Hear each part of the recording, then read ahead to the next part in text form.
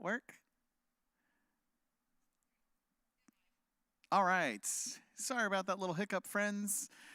You know how it goes. There's actually a lot happening. It's not just a dude and a microphone. So thank you for sticking around. Thanks for being with us this Thursday. It is Tea Time Thursday, where we check in, see how everybody's doing, look to see, start moving ahead with what's going on with the worship calendar and this upcoming Sunday. So welcome.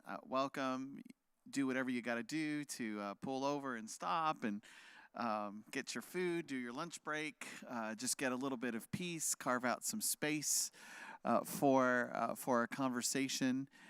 Eric is joining in just a minute. You see, yeah, he just that did it right there. That really did it. Hey, guys. Hey, Hey everyone. Tea Time Thursday. We're here, man. Yeah. We're here. We're ready for it. Yeah, it's exciting. It is exciting. I look forward to this time to see who's out there. Yeah. And to see who's joining us. So we're right in the middle of a new series. I know. But it's a short series. It is. So we are it's only a couple weeks. halfway through a 2-week series. I know. Yeah. Yeah. Well, that's but all it's right. exciting. It is. It's a powerful message. Literally. Yeah, it's what we're talking about. Yeah. We're talking about the Spirit's power, and the truth that God has given this power to us. How often I forget that. You know, like physically, I'm feeling a little drained. I'm real tired, but it has nothing to do with the Spirit's power. Right. You know, and it's an overcoming spirit, and so often we don't realize that. We just kind of operate on our own juices, and we run out of gas. We do. So last week, the idea was that, and here's what we're doing. Here's how cool this is. So, we're in this season in the life of the church, right? Every year, the life of the church repeats these seasonal themes. And this season we're in is the Pentecost season, and we remember the gift of the Holy Spirit. Right. And what we normally do is we retell that story because it's an awesome story. But this year, God led us to hang around with Romans chapter 8 for a couple of weeks.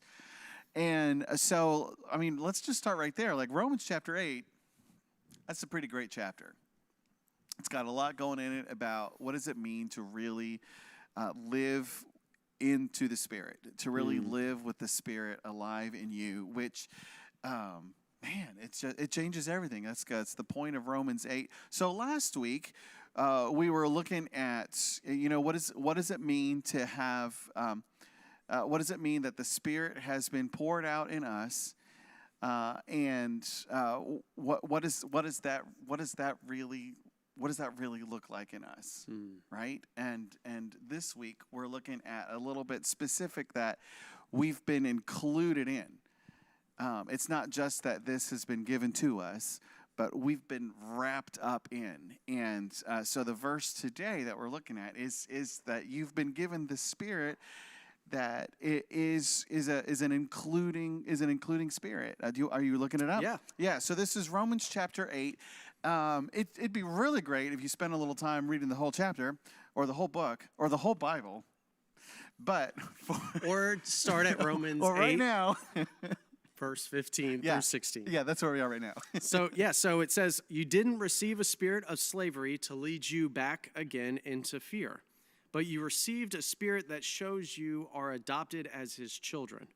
With this spirit, we cry, Abba, Father. The same spirit agrees with our spirit that we are God's children. Yeah. Love it. Yeah, so we didn't receive a spirit of slavery and leading us back in, what is it? To lead you back into fear. Right. Which so often I skip ahead to the juicy bits at the end, but that right here, right? We're going to save that for Sunday. We're going to save it. Yeah. But yeah, you didn't receive a spirit of slavery, a spirit of, a spirit that leads us back into a place of fear. And man, fear is poison to the Spirit, and we don't really talk about that very much. We don't talk about that fear piece and how fear works against this spirit that's in us. So, Eric, what are you afraid of? Oh, man, that's a deep question to jump right into, Zing. huh? I was like, should we ask people publicly online, what is your greatest, fear? Be honest. Yeah. You know, like I don't really go for the hi Allison, hello, we miss you too. Yeah, man. It's nice to why see am I you not out there. seeing comments? Oh, you're I want to missing see out. Allison's. You are missing out. Allison's the bomb. I'm gonna use yours. I give up on mine. So, you know, I mean, on the one hand, what are we scared of? I mean, Yeah. there's a lot that you could be scared of in the world, but I think the fear is a deeper one. Like a fear that there's something that's just not right with me. Or a fear of something is about to happen. Or a fear that I won't get back on track after this thing has just happened. I mean, I think it's stuff more like that. Not so much a fear of getting robbed in the Walmart parking lot. It's just going to happen. No. I shouldn't have said that. No. Sorry, Walmart. If you're watching. We're are. going to get shut out. We're going to lose our Facebook status. They're going to be like, fake news. That's it. Fact Right. checkers. Shut down. But it's That is Pastor Ryan's opinion. it's not the opinion of Wesley Church or our affiliates. Is that what you have to say? Yeah, don't fear Walmart's parking lot. It's a scary place.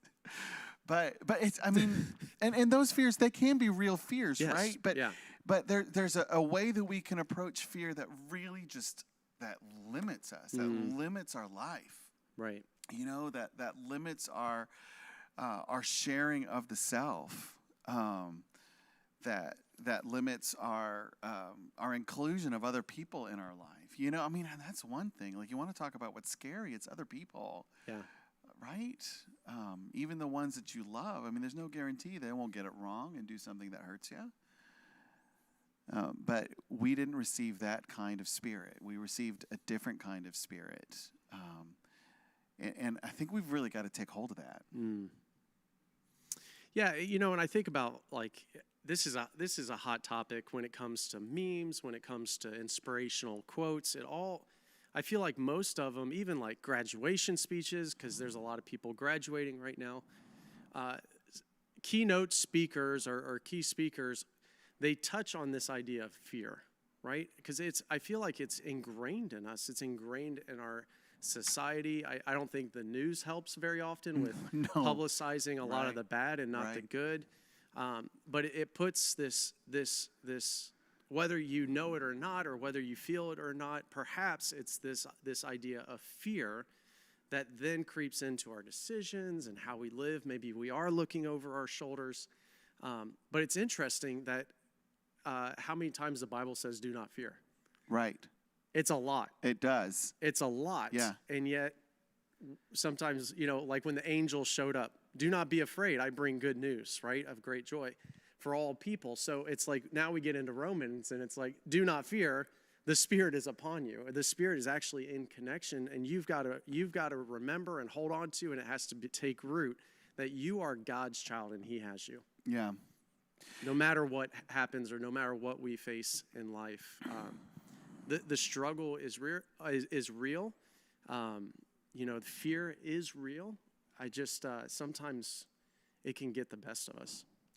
You know, and I was trying to think of, I mean, fear hits us all in such a personal way. Right. You know, we fear different things, but it's a universal experience. And I was trying to think of what would be a universal, you know, way to understand it. And maybe it's something like a fear of hurt. I mean, a fear of some version of pain. I think it's something we can all get behind, like the pain of that bad news, right? Or the pain of that betrayal or whatever it could be. And it got me thinking of, and I feel like I shared this recently, so I don't know if I shared it with our online friends or not. But recently, my kid, Evie, took a real significant tumble. And really scraped up her knee pretty good, couple of 3 spots, and yeah, man. And so, you know, I got to be dad to take care of her, and she was so scared of how much it was going to hurt for me to take care of her. And so we really needed to apply a lot of comfort, but also like some reason, like this is what's going to happen. This is what you need to know. Yes, it will hurt a little bit. It will, just level with her. But it struck me as such a universal human experience. She would have rathered not treat the wound, just leave it alone. Yeah, don't touch it. Don't touch it. Instead of do what you got to do so it heals up so right. It heals right. You don't, yeah, that's good. Right? And I mean, I get that. I remember skinning my knee as a kid, but also just there's so many ways that I will choose something or will be tempted to choose something not good because I'm afraid of the pain. It's interesting, right? Because you're creating barriers, you're putting up blocks, and that becomes, it prevents you from actually getting to that place of healing. Yeah. So I got a couple, I don't know how many people out there have some funny fears, but I actually do have a couple of funny practical ones. So here you go. Here's my list, my long list of 2. Okay. So 1, I walk down the center aisles at every kind of grocery store. And when I'm forced to one side, my fear is something on the top shelf is going to hit me in the head. Wow. That is highly specific. So I really do. Like if I get pushed to one side. Did that happen to you? No. But I just have this fear. I mean, it really could. So when someone's walking down the aisle, precarious. Sometimes I contemplate, do I stay in the middle and force them hard left? Yeah. Or do I give enough room? If there's a cart, you have to. But when I'm in that zone close to the shelf, I get this anxiety that I have to get back to the middle. Right. So weird. A little bit. A little bit. Second fear, peanut M&Ms, one of my favorite kind of candies. My biggest fear, and this is from experience, bite into the peanut and it like hurts. Oh, yeah. Have you ever had that where one was either stale or it just hits you just right and you just crunch it? And so the whole time I'm enjoying a bag of peanut M&Ms, I have that fear. Like, what if this is the one? Yeah. Yeah. What if this is the one? What if this is the one? This is it. This could be it. So those are my 2. I don't know if you have any funny ones. I kind of made myself vulnerable on. Oh, now I feel like I got to meet you where you are. Karen says fear of flying. Here we go. So fear of flying until she took a job that required travel and she had to get over it. Yeah. It's hard to not get over it when you're flying 25% of the year. Yeah. To different places. That means it's a lot of anxiety. Each week, every week, a month. Yeah. You're flying or going somewhere. So yeah, that's a good one. Oh man, do I have any of those? I mean, I'm sure that I do, but they're so ingrained and embedded. Like I don't really think about them so much. You know. Come on, I know there's a few other ones out there. Yeah. There has to be. I can't be the only one that walks down the you're center not. aisle. Well, I think you are that. Yes. No. Oh my gosh, I don't know. I'll have to think about that. But I think part of it is like we get so embedded in that. I mean, this isn't a fear, but I do carry this thing like, and I think a lot of us do. For example, if ever I hear someone honking a horn, I just assume they're honking at me. You know what I mean? Like if there's something wrong, I assume I had something to do with it. You know? And, I don't know that I'm fearless, Karen Ruoff. I just might be bumbling along. So if you see Pastor Ryan driving anywhere, just lay on your horn. Fearless. Would you go skydiving? No, I would not go skydiving. Or bungee jumping. I wouldn't do that. I'm not much of a thrill seeker, you know, but it's not, I mean, maybe there's a fear there too, that right now is just sitting with me is like, I would not want to do that. I would want to go hang gliding though. I think that would be awesome. You know, and that's the idea that it's not like the call for us is to be so fearless that we'll do all these risky things. Right. You know, here's a quote that I hate and I love that comes from Karen. that comes from Beep, beep. comes from Donald Miller, and he wrote I think it's from a book he wrote years ago called Searching for God Knows What. And he talks about this call to follow Christ is a call to come and die. You know, and he puts it something like this, like it's to, Jesus calls us to come and to die first because he wants to take us places that only dead men and women can go.